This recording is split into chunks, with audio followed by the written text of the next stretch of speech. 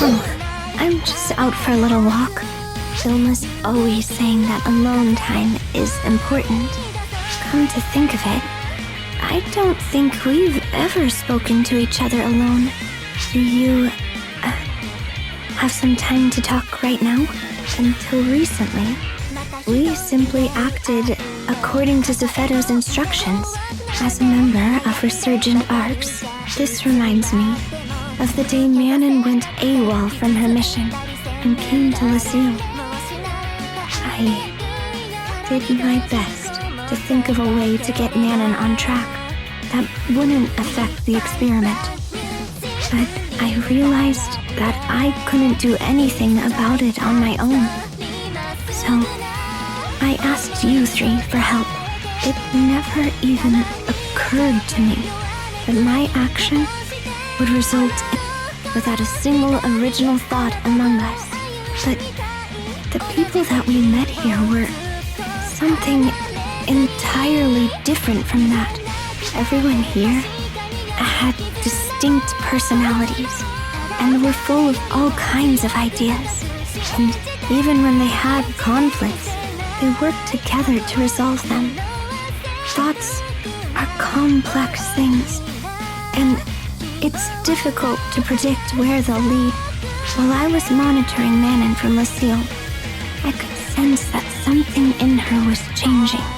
I couldn't comprehend what that change represented at the time, but since I've been here, I feel like I might finally be able to understand it.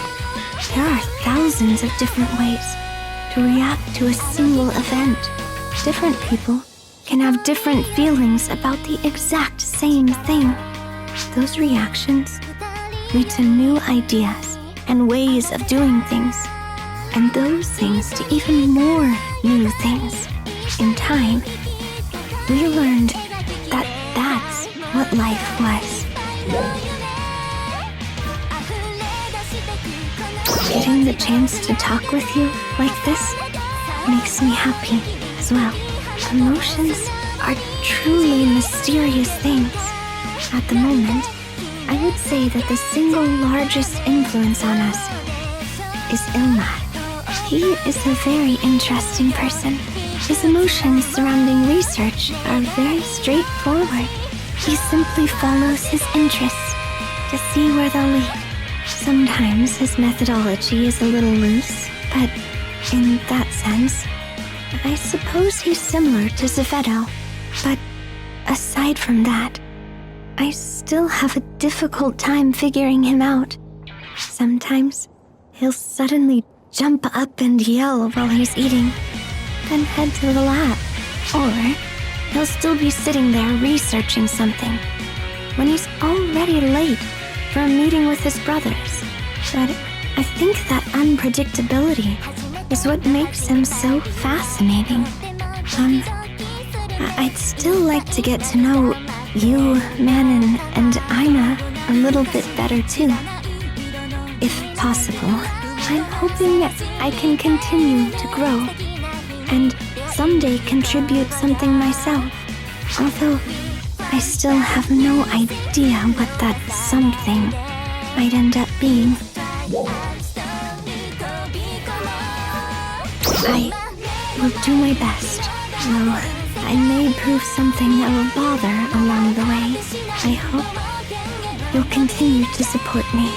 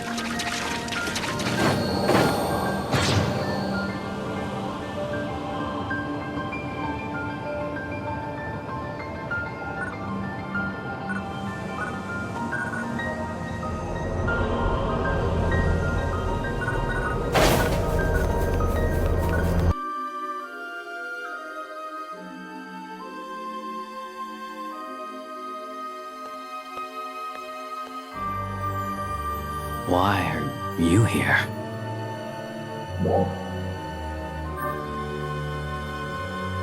We came to see Hibana.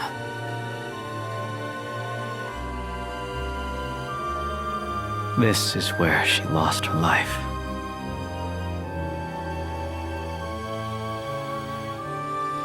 The war's end still isn't in sight yet. But now, with Vile gone, it felt like a good place in the story to give her a little update. Do you have some time to join us?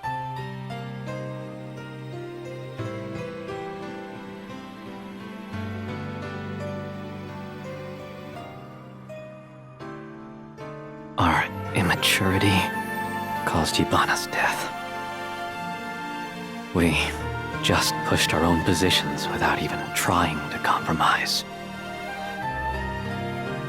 I thought everything could be solved simply through brute force and aggression. And I was overly cautious, demanding perfection before I took action. But it was Hibana who always stood right between us and mediated. She'd let us argue our cases and then give her honest opinion. And it was always something that we could both agree with. True.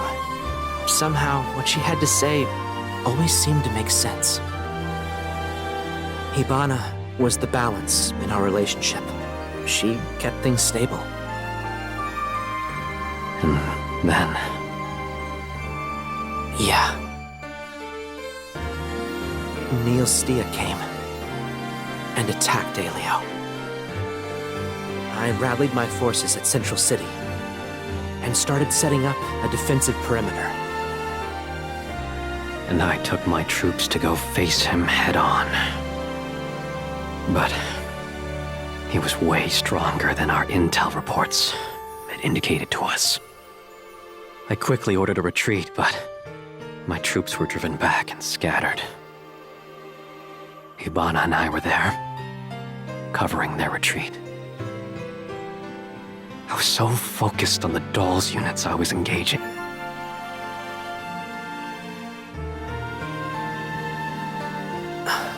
If I had stayed right next to her. Or if I had listened to you and waited until all of our forces were deployed. She even told me she had a bad feeling about the whole thing.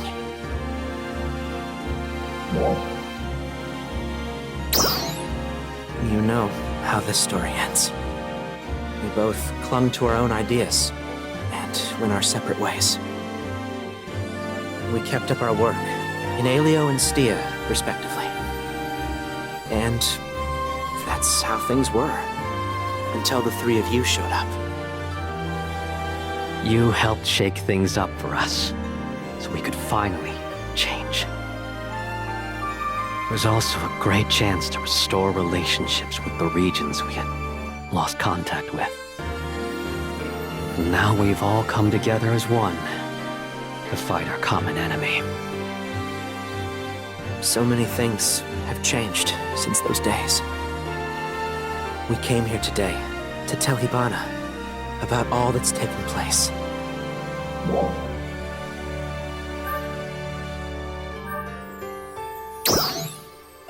Yeah. That's true.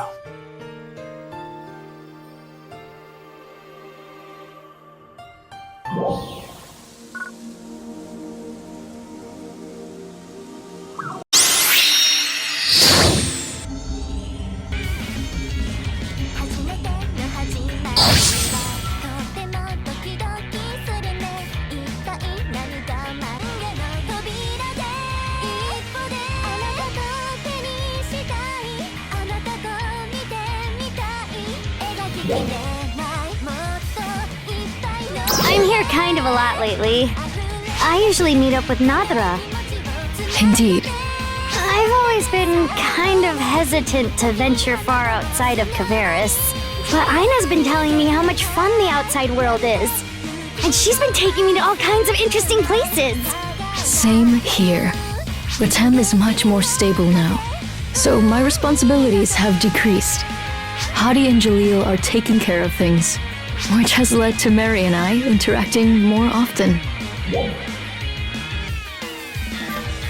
I am forever in Ina's debt.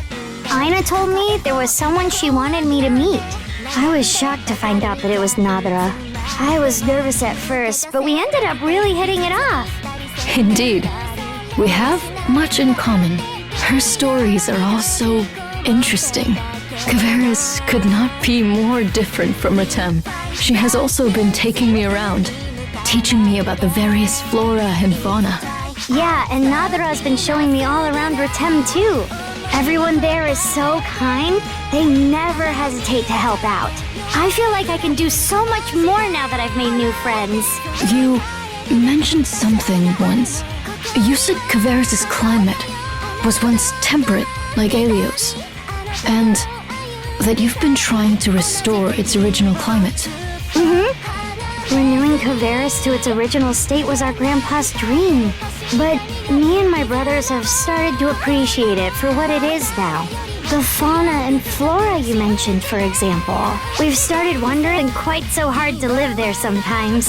And we'd also like to make Lost Central inhabitable again, if possible. Of course. Let me know if I can help in any way. I would be honored. Thank you, Nadra.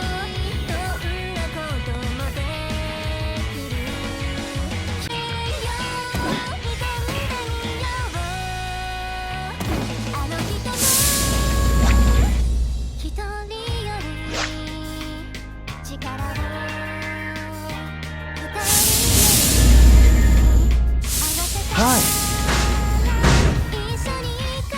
Thing went off without a hitch. We went just a little nuts with the tweaks, so I was a bit worried, to be honest. No, I just came up with the idea. Everyone worked together to make Mars a reality. Not just our own Halfin scientists, but Feria and the Lycelans too. True, but you directed things, Ilma. I'm not very good with team projects, but I did the best I could. My original idea was basically to miniaturize Central Cannon. It's obviously a powerful weapon, but it has its limitations. So I thought, what if it was small enough to load onto a vehicle? Sure, we'd lose power, but we could make up for it with more of them. A bunch of scientists heard me talking about it with Crawford and wanted to make it happen. Then Feria jumped on board, and suddenly, we had the whole Lycelan crew. We threw around ideas, and before long, it was very different from what we started with. Yeah, and I think it was Feria who gave us the breakthrough. She's the one who brought up the idea of making it portable, and maybe even multi-purpose. That was a pretty outside-the-box idea. I was just thinking about guns on wheels. Right. So, in short, everyone contributed their expertise. And Zeffetto gave us the last piece. There was one last piece of the puzzle I couldn't find. Zeffetto gave it to us. Apparently, he was watching what we were doing while he was occupying Feria. And he left some ideas in her memory before he left. Kinda makes you think, what if he had been on our side from the very beginning, you know?